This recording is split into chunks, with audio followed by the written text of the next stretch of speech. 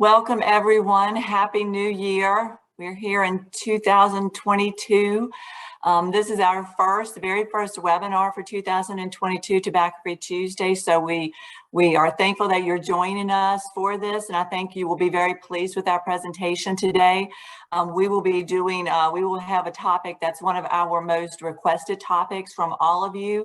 So I know you will enjoy the speakers and the presentation and learn lots about how you can take what they're telling you and really make an impact in your community. And I'll be introducing that a little bit later. But as always, I did want to say we have our Virginia Tobacco Control regional coordinators on the call. I don't think I ever, I wonder whether I ever really introduced myself with these, but I will do it now.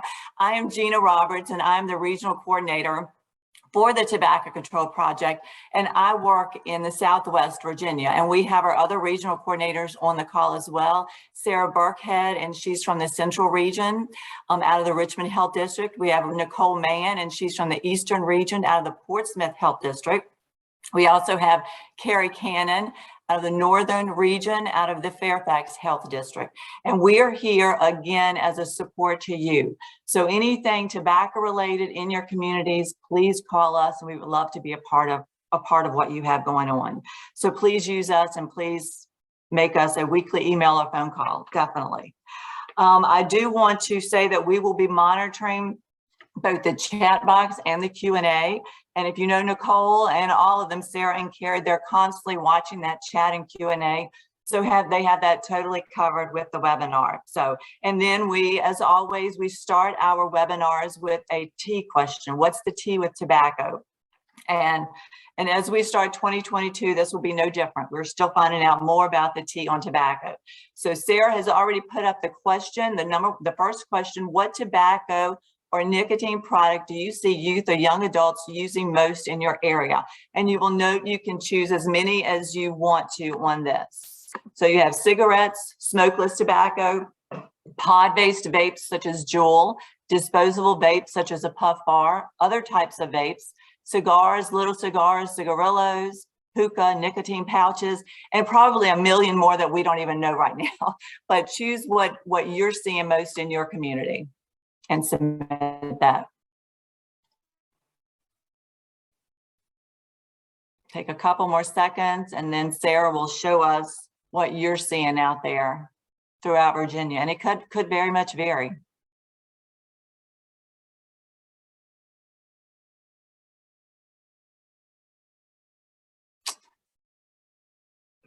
This is interesting. Okay, very interesting. 69% tied of pod-based vapes such as Juul and disposable vapes such as puff bar. And we'll talk about that in a minute.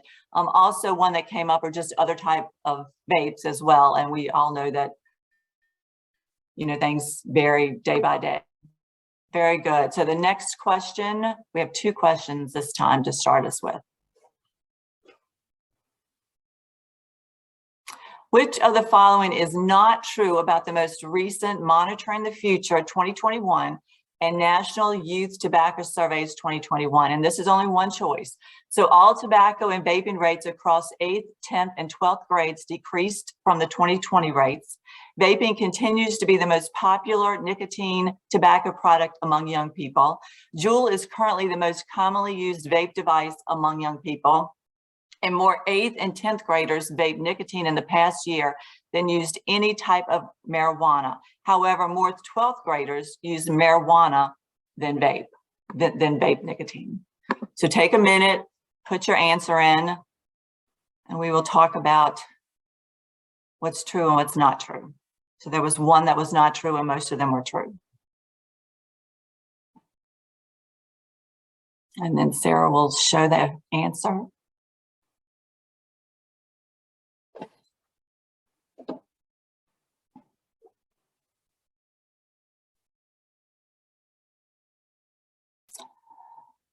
So 38%, the majority, said Juul is currently the most commonly used vape device among young people. And that is true, that's false. So oddly enough, and it kind of broke down, so more 8th graders. So Juul is now been taken off the top spot you know, in 2019 and 2020, Juul was the most commonly used vape. However, in 2021, disposable e-cigarettes have now increased, and they've increased quite a bit. And this is what's a concern, because you can see those other figures. For example, the top one, all tobacco and vaping rates have decreased. That is true. The rates have come down from 2021 to, or 2019, 2020 to 2021, down to 13% versus in 2019, 2019, they were at their peak at 18%. But right now, the disposable e-cigarettes are really increasing. And during this time, among youth who currently used e-cigarettes in middle school, it rose from 3% to 15%, and in high school from 2% to 26%. So while the numbers are coming down, and I know that the speakers will talk to this during their presentation, so while the e-cigarette and the vaping prevalence rates are coming down, some of the usage with the disposable e-cigarettes are climbing. And that's very concerning. So it's something that we will definitely need to be on top of as we move into 2022 and really make that impact in the communities. So now I have the great pleasure of introducing our speakers for today, and they are from the Parents Against Vaping and E-Cigarettes, PAVE. Some of you may have heard some of the presentations, some of you may not have. They have wonderful resources that can be available in Virginia.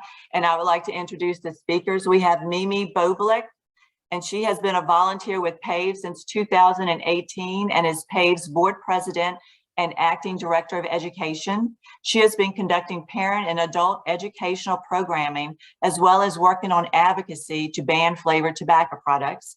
And we also have Lena Hainsley, a mom of two that has done prevention education work for the last 6 years in Rockbridge County.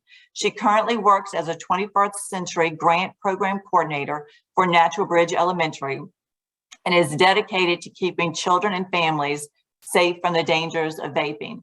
So Mimi and Lena, thank you so much for joining us today, and I will turn it over to you.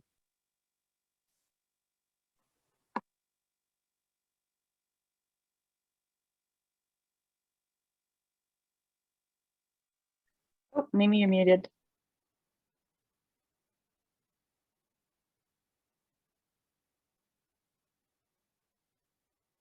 Still can't hear you.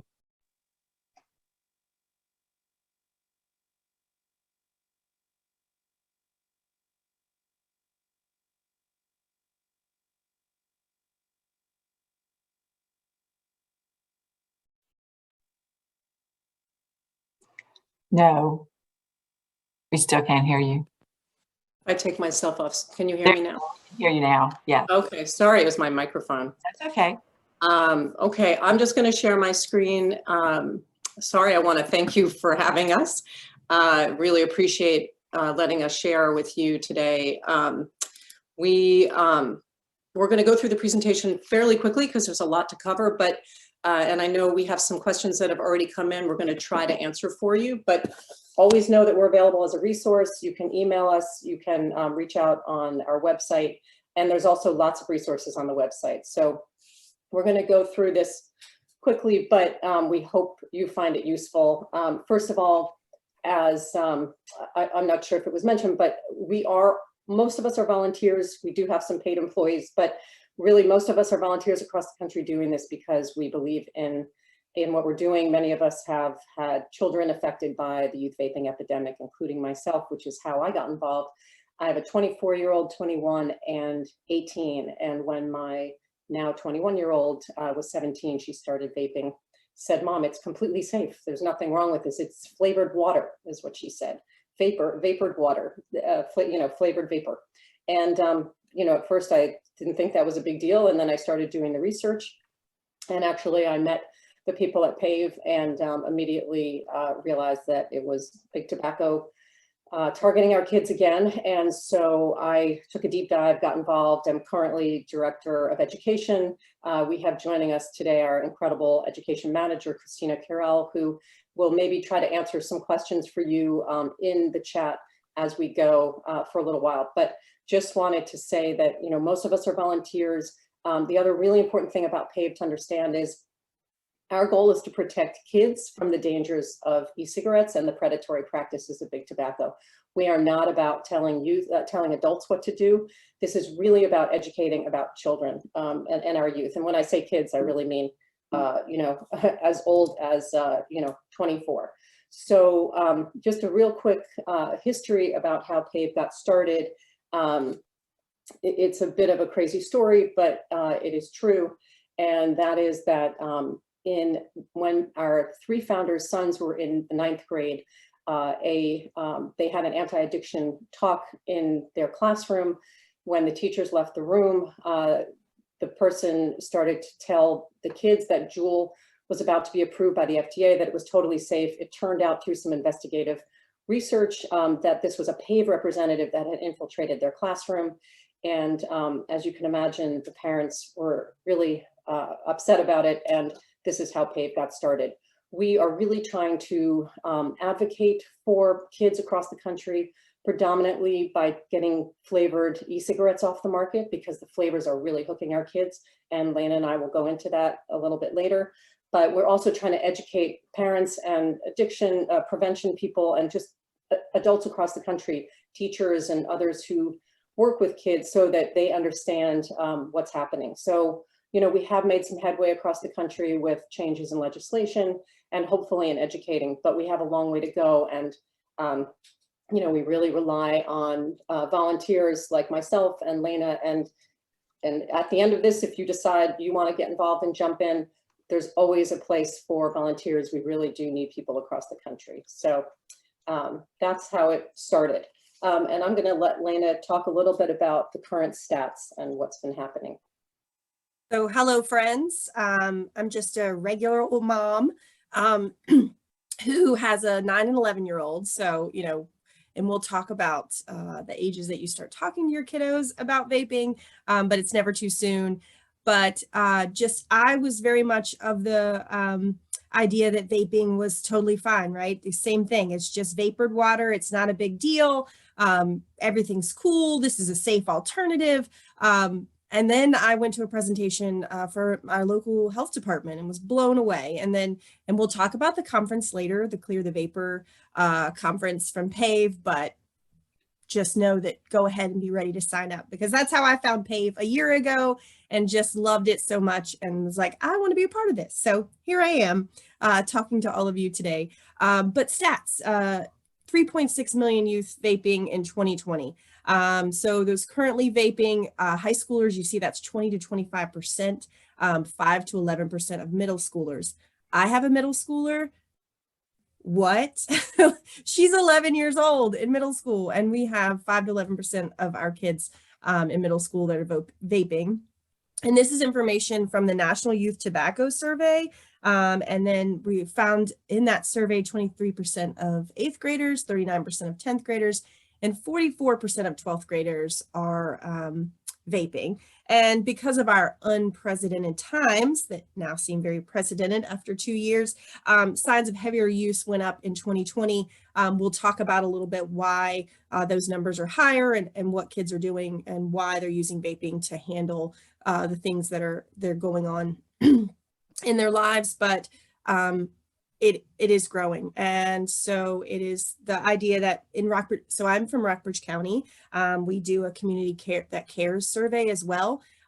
So we're asking kids questions. I will say too, just from a little anecdotal bits, when we surveyed students 2 years ago and used the word e-cigarettes, they all assumed that was like the old lady, thing that glows on the end, right? But when you start asking kids about Juuls and using those puff bars and using that specific language, the numbers change. So for what we found was that when you talk to kids about vaping and you use the word vapes or you use the words Juuls or puff bars, they're going to respond differently than if you use e-cigarettes. So just a little side note. Okay. So in Virginia specifically, in the 2009 survey, currently smoking vapes 5.5%, or currently smoking cigarettes 5.5%, and currently vaping was 19.9%. So that's a huge difference, which means that all of that tobacco education that the preventionists have been doing is working. So we just now have to, there's a whole nother issue, and we need to focus on that the way we have focused on tobacco for so many years. So youth vaping in 2021. 2.2 million teens were vaping. It's not comparable to previous years because of, and I will say this specifically from Rockbridge County, our survey numbers when we did it were very low. Students were not in school, so that access to being able to survey students is a lot harder when you can't get kids to open their Chromebooks to do their work. Asking them to take a survey, it's not going to happen. So I think that this year, being able to survey them again, we're going to get those numbers. And now that they're back in school, we're going to know have a better idea of what's going on now that kids are back in the thing. And Lena, if I might just say that anecdotally, what we're hearing across the country is that actually we've had a rebound effect. Teachers, superintendents of schools, they're overwhelmed with the amount of vaping that they're seeing in their schools. And again, probably a rebound also with the mental health issues, but Yes. that's just anecdotally. And I think the numbers probably will bear out once we see the national. And when you have kids who are home and the teachers don't have access to them. So that's another thing. If vapes are available at home and they're home all day, they have access to it, especially if parents aren't home, if they're out working. So yes, there is definitely, I feel like we're gonna get some information and know more. But why are kids vaping? Marketing, it's a thing. I just want to point out real quick the little blurb in the middle there. We know the inside vibes have been quite a challenge, right? The biggest thing is we're not supposed to be marketing to children. In Virginia, we have 21 and up. But I don't know a lot of 21-year-olds that are stressed out by their parental texts. So just throwing that out there. I am not a hip, cool kid by any means, but I feel like everyone in these pictures, it looks very glamorized and it just looks like this is the cool thing to do. So marketing is definitely, they say we're not marketing it to children, we're not marketing it to young adults, but I don't see any, Sorry. that's okay. No. No worries. So yeah, I think that it most definitely is being marketed because we know, I just wanted to point out, right, the tobacco numbers are going down. Young adults are not using cigarettes at the same rates that they were before, and we need to figure out another way to get a next generation of smokers, and they have figured it out. So yeah, and what's really frustrating about this, and that one particular one where they talk about, that it's been quite a challenge, stay sane with Puff Bar. And what we'll talk about later is that actually these exacerbate mental health issues. They don't make them better. They feel better in the short term, but they don't actually, they make them worse in the long term. So that's even more frustrating that they're marketing that way. So I just want to spend a brief moment talking, because you may have heard about, about a year or two ago that there was a flavor ban. So we just want to very quickly clarify that, in fact, there has been a very narrow ban, but that ban resulted in basically nothing in terms of taking flavors off the market. There were 15,000 flavors before the ban. There are still 15,000 flavors after the ban. They did reduce some of the pod-based flavored devices, or the flavors, they were taken off the market. So that really limited Juul to some extent on their flavors, but to be clear, all of these flavors are still available and in many places. We did have a question come in about some of the new devices. I want to share some pictures because sometimes when we do these presentations in person, which sadly has not been done in a while, we would hand around bags of these devices and people's eyes would get wide and they'd say, oh, gosh, I think I've seen that in my child's backpack or in their classroom, or I thought that was a flash drive or a charger. So these devices are disposable devices, which I think, as Gina mentioned, have hit the market by storm a couple of years ago. There was a 1,000% increase in the use of these devices for people who vape, for kids who vape. And I think the reason is, first of all, they have a ton of nicotine. Like the pods, they contain 1 to 2 packs of nicotine, 1 to 2 packs of cigarettes worth of nicotine, and it's a ton of nicotine. It hits the brain very quickly, just like the other devices, but also they're easy to conceal, right? kids can use them and then throw them away. They don't have to keep them in their backpacks. Some of the other vapes are these pod-based devices like Juul, which you see at the top here. These devices you don't throw away. You just throw away the pod, which is at the top in that little green thing. Now, you may have also seen those pods, which turns out I found many of those in early days. Now, again, kids are gravitating to the disposables, but the third one, which is a little harder to use, is the refillable devices. But kids love them because there are all sorts of flavors available in the loose e-liquid, which you then pour into the refillable device. So these are just some to look out for. Also, some products, you know, it's interesting that in the survey that Gina put up, that the non-nicotine, the nicotine pouches were not mentioned. There was 0%.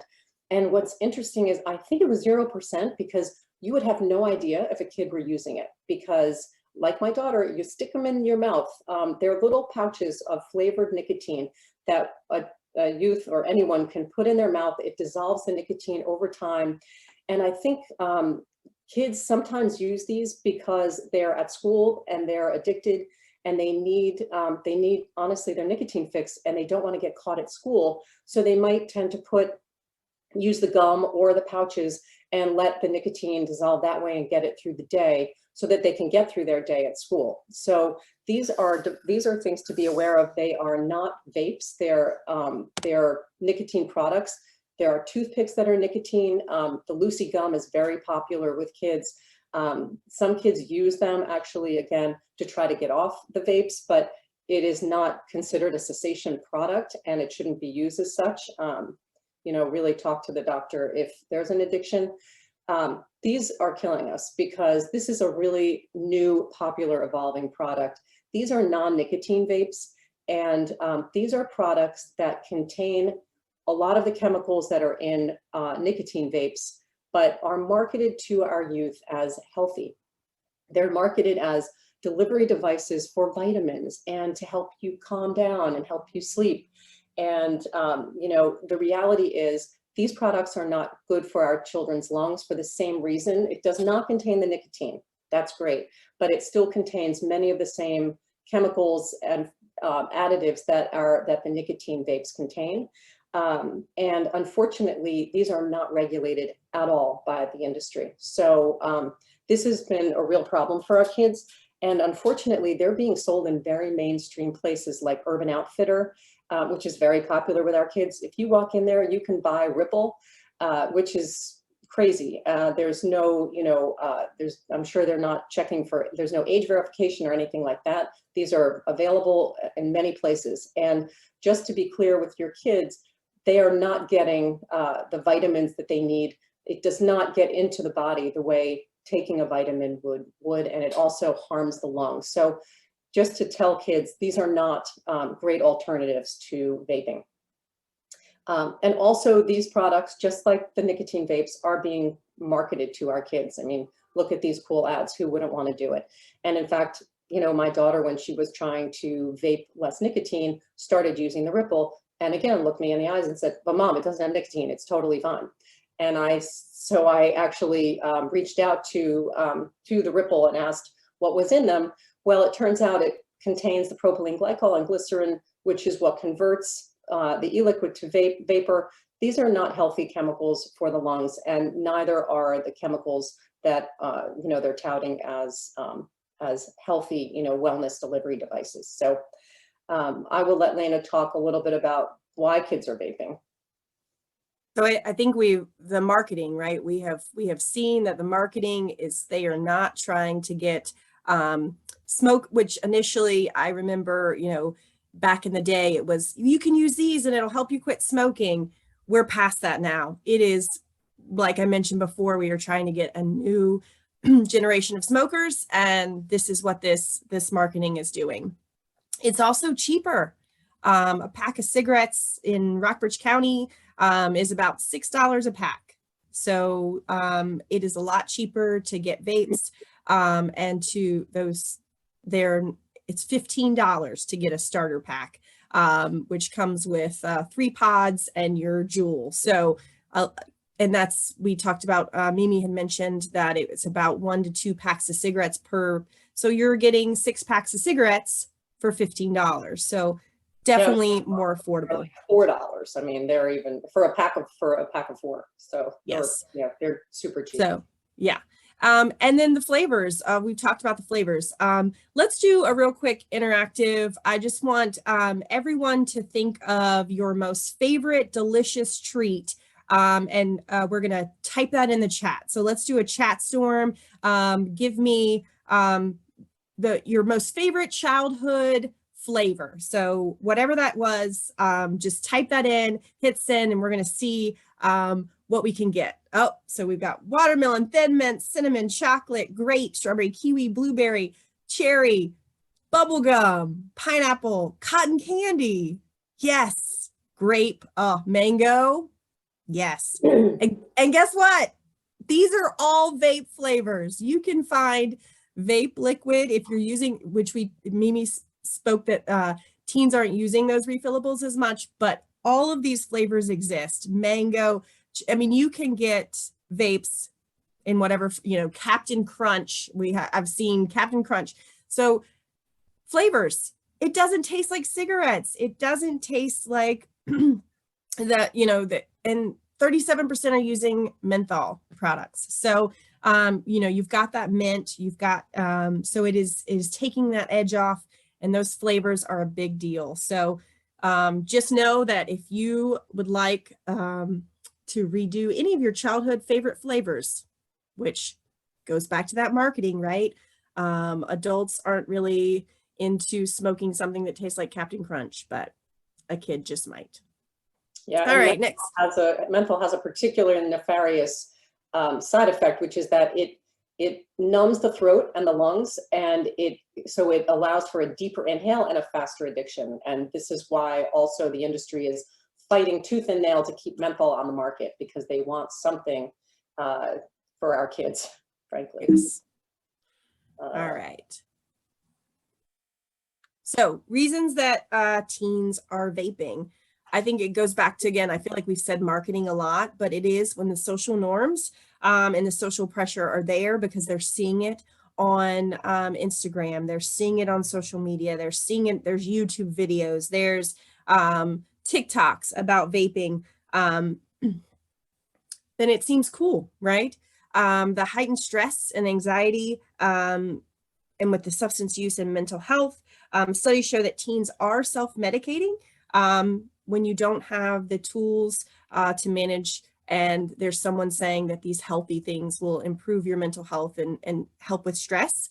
It makes sense. And how many adults do it? So now we've got teens who don't have the same knowledge and skills for self-regulation, and they're getting something that's offering them a way out. The head rush from the nicotine, like Mimi mentioned, you have a deeper inhale because of the flavors, so it doesn't seem like you try to smoke a cigarette and you're coughing and you're barely inhaling. But with a vape, it's not the same. So you get that head rush from the nicotine, and it is a extremely high addictiveness, especially in teens. So their brain actually creates pathways that increases the need for more nicotine to receive that same buzz that they're getting from the beginning. So because they are, their brains are still developing, and you enter that chemical, nicotine, right? Their brains become then targeted and create more receptors and then need more. So you've got that addictiveness. And then the lower risk. I mentioned it earlier. I was totally guilty of this. I thought that it's just vapor. It's not a big deal. And it is a big deal. We've been lied to for a long time. But it is that perceived lower risk. And that was in those surveys, especially here in Rockbridge County in our community care surveys. That was one of the reasons why teens, because they thought that the risk was lower and that their parents wouldn't be mad about it. So those are definitely some reasons that teens are vaping. And I would just add to that accessibility has become a real issue, and it's been an issue for years with vapes. even though we have Tobacco 21, these are really accessible. They're available at gas stations, convenience stores. I live in New York City. They are everywhere and our kids can buy them.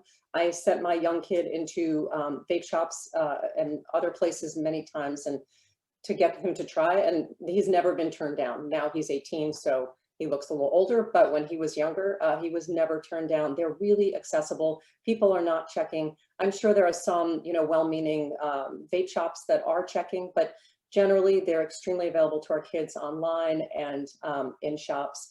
And they're really easy to conceal, right? So, you know, you don't know if a child is vaping in your classroom, in their bedroom. We have kids who keep them under their pillows at night because they need their fix. They need to get through the night. So just to be aware, the accessibility has been a real issue. Yes. And we mentioned some of this, the higher addictiveness.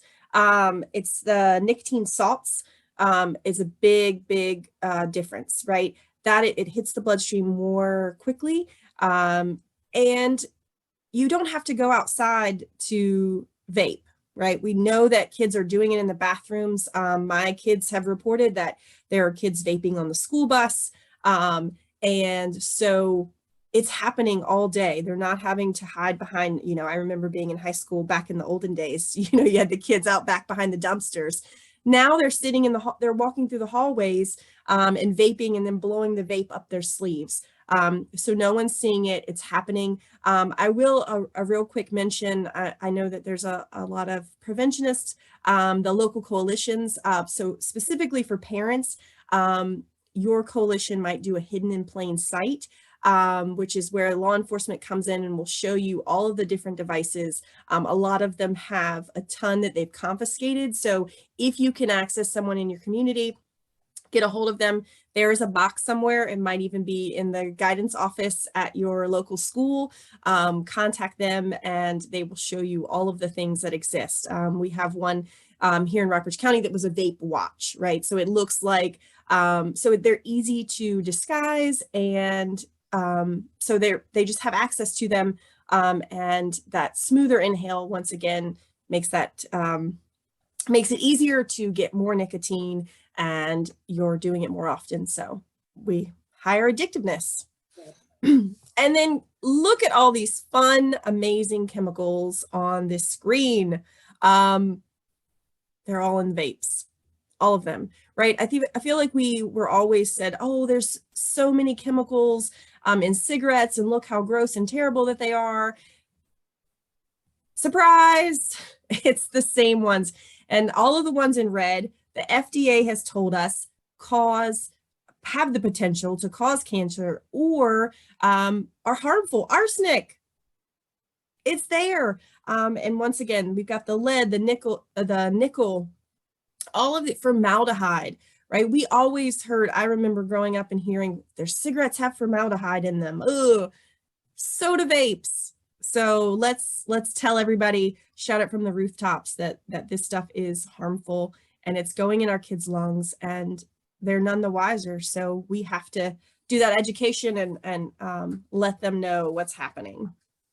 Yeah, and frankly, you know, some of these have been approved by the FDA, right, as food additives, but they have never been approved to combine with other chemicals, heat to high degrees, and inhale into a child's lungs. That has not been proven safe. Right. And in fact, we know that it causes inflammation, it causes other things. And also, even if you take out all of these chemicals and just use a vape without any chemicals, the metal coils in these vapes get heated time and again, and they start to break down, and those metal particulates get inhaled into the lungs. So none of it's good news. So then we've got the 10 signs of teen vaping. Frequent excuses to use the restroom or go outside. We know that this is happening, but also because students are getting the ability to hide and they're making things that they're more accessible, that they can do it in their bedrooms. So really, the sweet smell is a big thing. If you smell all those fun flavors that we put in the chat, right? Mix that with a little bit of metal, and there you go. That's your vape smell. It does dry out the propylene glycol dries out your mucous membranes, right? So you might have kids who are drinking more water, they're having nosebleeds, mouth sores, and then they're walking around with all these weird things in their hands. I need to use a flash drive for work, but I don't necessarily need to carry it around with me wherever I go. So they can even have ones that look like highlighters or pens. So if your kid is walking around with something other than their phone in their hand all the time, it might be time to have a conversation. And because we do know that students know that they're not supposed to be vaping, right? They're not 21, they're not supposed to be doing it. So that secretive attitude, maybe they're keeping their door closed more, changes in sleeping patterns. Nicotine is a stimulant. So if you've got kids who had they were going to bed at a decent hour and, but now all of a sudden they're awake more, that I'm going to skip down to that anxiety, irritability, and mood swings. Once again, this is a stimulant. They're stimulating their brain with nicotine, that heightened, so then they drink a cup of coffee and now they're super jittery and through the roof. And it's affecting their lungs. So you can have a raspy cough, a lung infection, shortness of breath. Now all of a sudden you have a student who could run a mile in 5.5 minutes and they're coughing, walking up the stairs, right? They're winded. And then changing in eating habits. Nicotine, right, suppresses your appetite. So now you have a kid who's losing weight and they're not eating the same way that they did before, or gastrointestinal diseases or issues. So all of these things are signs that your teen might be vaping. Yeah, I have to say I missed so many of these signs when my daughter started because, I just wrote them off. The raspy cough, I thought it was a, allergy, and she would come home at night and she'd have this sweet smell, and I just thought, I don't know, perfume or something. I just didn't make the connection. And then once I started to learn about these signs, it started to connect for me that this was what was going on. And I think it's hard too, you've got that when kids are entering that adolescent stage. I mean, even things like the secretive addict, right? Like, I am a grown up and I know how to do things, right? So I think that it's easy to write those off and to say that, oh, well, of course they're not sleeping. And now, right, we have a pandemic. So anytime your kid's coughing, you're like, oh, okay, vaping is not the first thing that you're thinking of. So I think it definitely changes with what's happening in our world. So yeah, it's basically thinking about behaviors that are different than your child is typically, yes. I mean, irritability, like that's a teen behavior. So, so I just want to talk a little bit about, Lena mentioned a bit about the brain and how nicotine responds to the brain. But the thing about nicotine is that, and the industry knows this, right? With all addiction, that 90% of those who struggle with addiction started before the age of 21. They know this. This is why they're targeting our kids now, because they know if they get our kids early, they'll have a lifetime customer. And this is how they did it in the early days of tobacco. And those customers are now dying of tobacco-related illnesses and dying of old age. They're creating a new target market, right? So young brains are susceptible to addiction regardless. And what happens when kids vape is that when they take a hit, this nicotine salt that creates this really nice head rush to the brain. That's a dopamine release.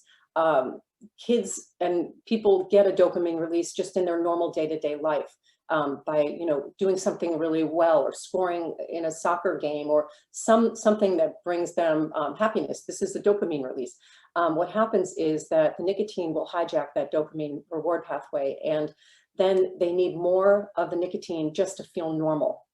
And this is where the addiction starts. And then the withdrawal symptoms are so strong with this particular addiction that they want to avoid the feeling of withdrawal, because that feeling makes them anxious, and it makes them, and it can exacerbate underlying mental health issues of anxiety and depression. And so they're trying to avoid that feeling, but in fact, it's making it worse over time. The other thing about it is that it does cause damage to the brain. And unfortunately, some of these are permanent damage to the brain. So worsening memory, worsening processing speed, and impulse control are all issues that nicotine addiction can affect in a child's brain. So that for me as a parent is, where I'm really most concerned is my child's health.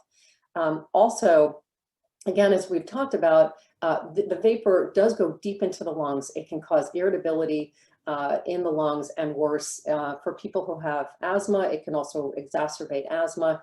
But these metal particulates and the vapor, the chemicals are getting into the lungs, causing inflammation. Again, we mentioned this dry cough. It is a real thing. We have heard anecdotally and otherwise that kids who were able to do things can no longer do them because they're vaping. When my daughter finally started reducing her vaping, she then realized how much more lung capacity she had. So this is real. And if the industry is telling us otherwise, I think we just really need to help our kids understand. Obviously, they've only been around a few years. It is way too, these products are way too young to fully understand the long-term impact of vaping on the lungs and other parts of the body, but we know that it is not healthy. In addition, there are cardiovascular issues. Because it's a stimulant, it creates this fight or flight response. And I know, it can cause heart palpitations and racing heart. And I'm sure you have heard about EVALI. EVALI was these lung illnesses before COVID. This was a huge deal in the news because people were getting very sick and dying from vaping related lung illnesses. And if your kids also tell you, oh, don't worry, mom and dad, those were from THC, you can share with them that that is actually a large percentage are from vaping THC, but some of those severe lung illnesses are from simply vaping nicotine. So it's really important that they understand this is not risk-free at all. Also, you may have read about and heard about the seizures. We've had many youth report seizures from overdose, basically too much nicotine in their system, because again, you could go through at a party, you're vaping, you're sharing, you don't really know how much you're vaping, right? Until it's gone. With a cigarette pack, you can see I smoked 3, I smoked 4. There's no way to calibrate how much you're doing until it's gone. And then it's too late and you've created, this havoc in your body. Also, vaping weakens the immune system, which was important before, and now with COVID-19, it's even become more exacerbated. Not only is it weakening the immune system, but also kids tend to share, this is a social thing, they tend to share their vapes, right? So they're sharing all their germs. And so if your child is constantly getting sick, you might think about, and it's unusual for them, you might think about what's going on there. I think it's like 1 in 5, there's a 5-time higher risk of getting COVID-19 and other things because your immune system is weakened with the vaping. Talk a little bit about what parents can do, which is, as parents, the hardest part, but the one that, we want to know most about, right? Yes. And it's like, what do we do, right? First things first, don't smoke or vape, right? It's amazing. Our kids do pay attention to us. They notice what we're doing. If we make it okay in our house, then they think it's okay for them too. And then those conversations, my kids are only 9 and 11, but they don't want to sit down. I'm not cool, but they might have other trusted adults in their lives that they do think are cool. So I think for me, a thing that's important for me is to, I want to be that trusted adult for my children, and we work really hard and have open and honest conversations. But if I can be a trusted adult for some other child, I like to think that, that for me is a good goal. So either being that person or making sure that your kids know who they can chat with to talk about it. Your pediatrician, your local addiction specialists have QUIT resources. Our QUIT Virginia, I know that Nicole, you can put that in the chat, but we have that. And those are really great resources to know about and talking, right? We're talking to our kids. We are being their advocates. So anything that you can do to help educate and advocate in our community, I think is awesome. And then monitor your spending and deliveries. You can order stuff on Amazon. Does anybody else? We have a family Prime account, so my kids can order stuff. I figured out how to turn that off because, when you've got Legos showing up at the front door that you didn't order, you need to take that off. But you can, you want to monitor that and make sure that what your kids are ordering and what's coming to your house.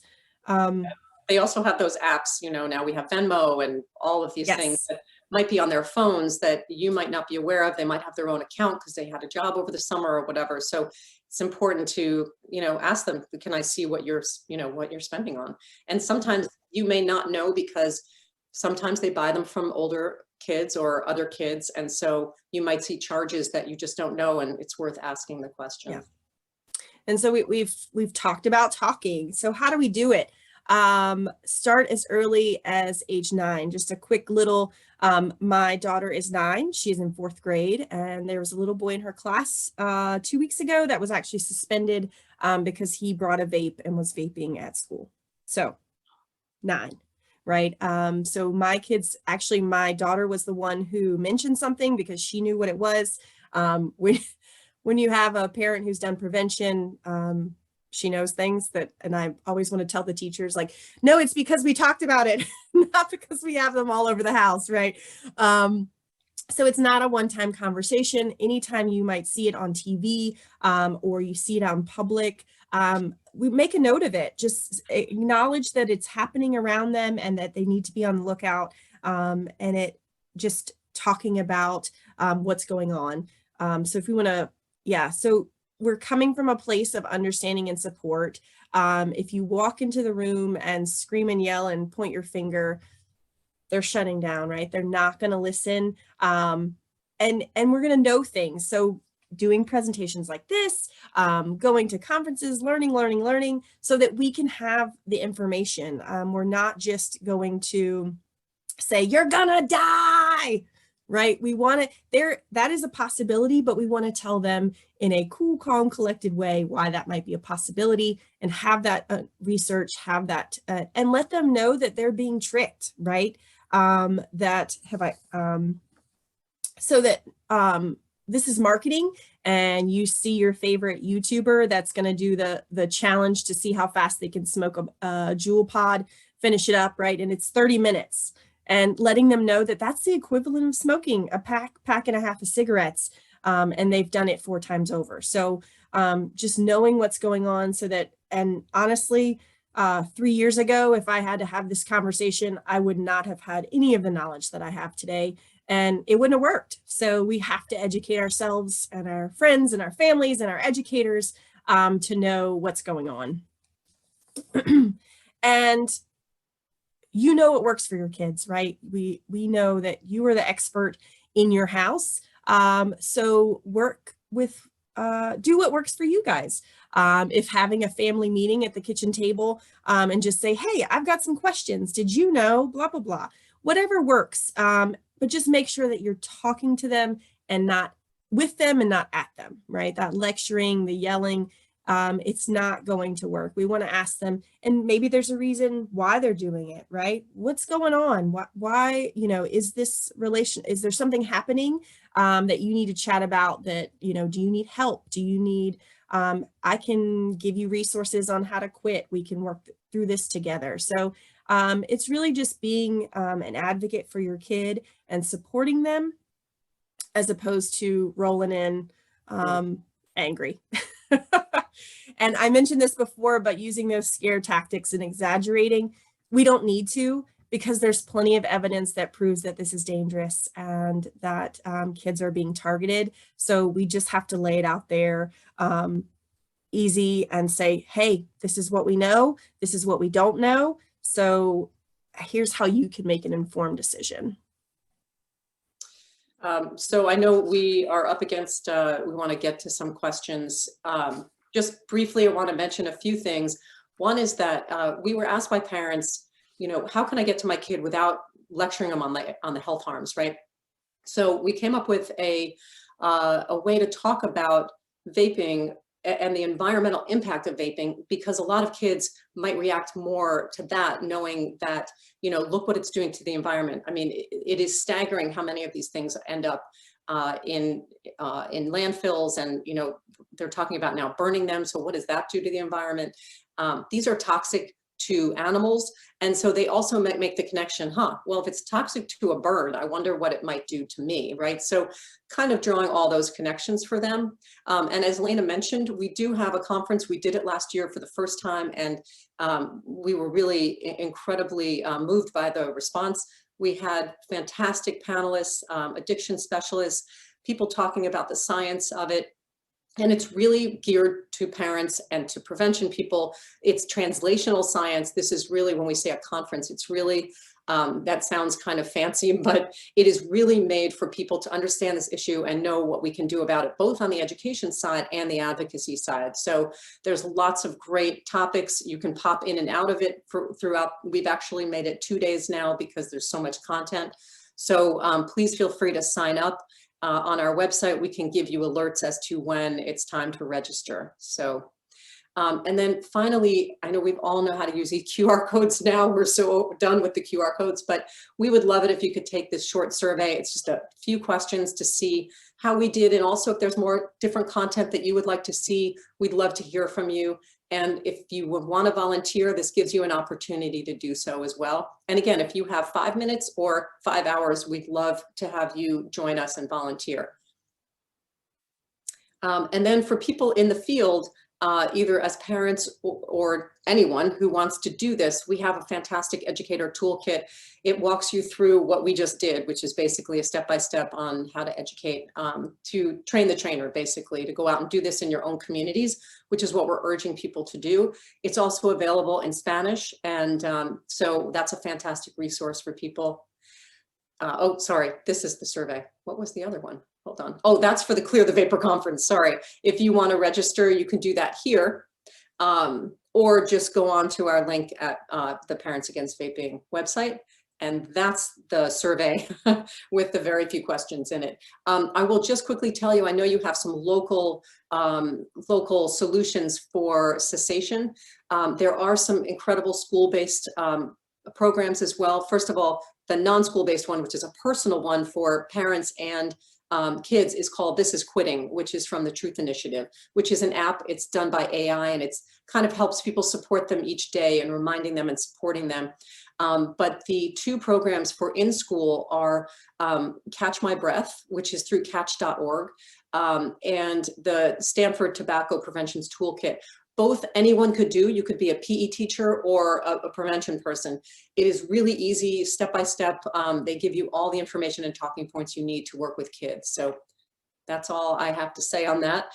Thank you all for joining us. And was it Nicole maybe was going to take us through some of the questions that came in? Hey, Nicole. Yes. Hi. Thank you guys so much. Hi. Just thank you for your presentation. I think your tips were really, really useful, especially the, being supportive on talking to youth. And then also, Mimi, you talked about the different apps like Venmo and PayPal. So definitely that's a really good tip to look out for them because there's different codes and emojis for different things. So you can kind of find out what your, teen is doing just by knowing what those different symbols mean. So those are really good tips, I think, that some people don't always realize. But I think you guys kind of covered a lot of the questions we had so far, but there was one question I wanted to ask that came through the registrations, and that is, are there any evidence-based tips on how to target prevention and cessation interventions for groups at higher risk of using tobacco products, like our LGBTQ plus youth? So if you have any resources on that, I think that's kind of the main question we didn't cover during the presentation today. Yeah, thanks, Nicole. That's a great question. In fact, we know, and many prevention people probably know, that for decades, the tobacco industry has targeted populations, the Black populations going into communities, handing out free cigarettes, the Native populations going to reservations, handing out free vapes, trying to get people to, convert from cigarettes to vapes. And it's happening in the LGBTQ plus community as well.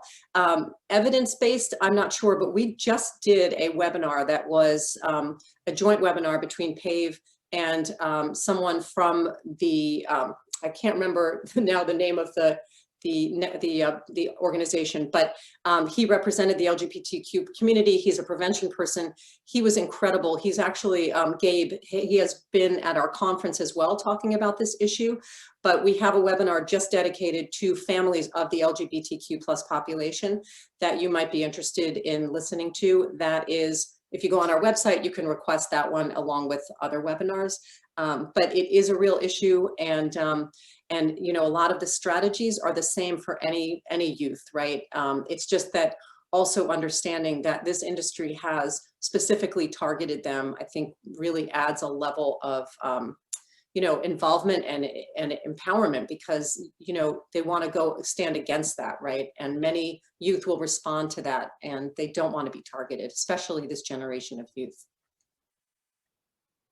Yeah, that's a great point. Thank you, Mimi. And I did link your PAVE'S former webinars in the chat, and we'll include that in the follow-up email as well.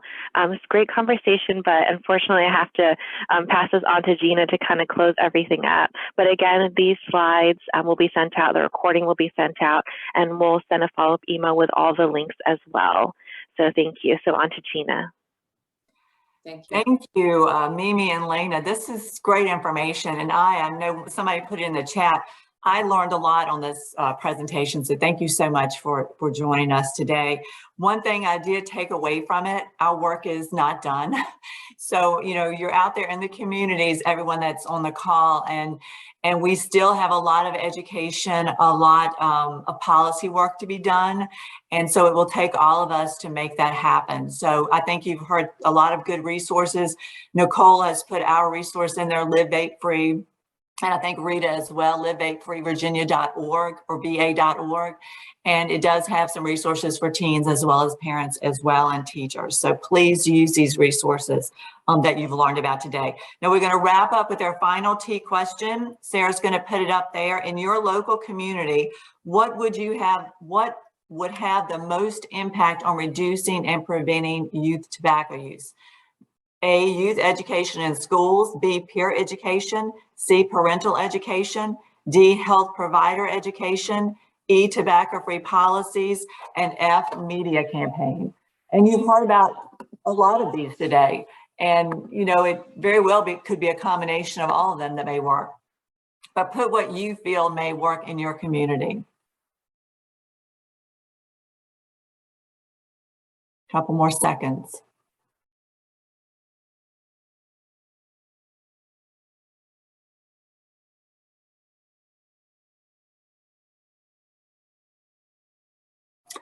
Peer education, youth to youth. I like that, because, you know, I think it was mentioned a lot of times they don't want to hear from us. They want to hear from another young person that's going through the same thing. So definitely those programs will be beneficial, as well as all the others that have been talked about today. So go on PAVE'S website, go on our website, and find out how you can help. Link with your regional coordinators, and we can be working in your local communities. So thank you all for attending this webinar today, the first of 2022. We have one coming up in February, and I hope you will join us for that, and I hope you will invite others to join. In honor of the American Heart Month, we will have Dr. Philip Duncan, a cardiologist and the board president of American Heart Association's Richmond Board. He will be talking about the health risk of tobacco use. And I think often in our fields, it's easy to forget the basics of the risk of tobacco use, but it's still the #1 preventable cause of death and disease. So we're excited to have Dr. Duncan join us next month, and I hope all of you will be there as well and bring a friend to join. So we will see you in February. Thank you again. Enjoy this week and be safe with all the crazy weather that's going on out there. See you later. Bye.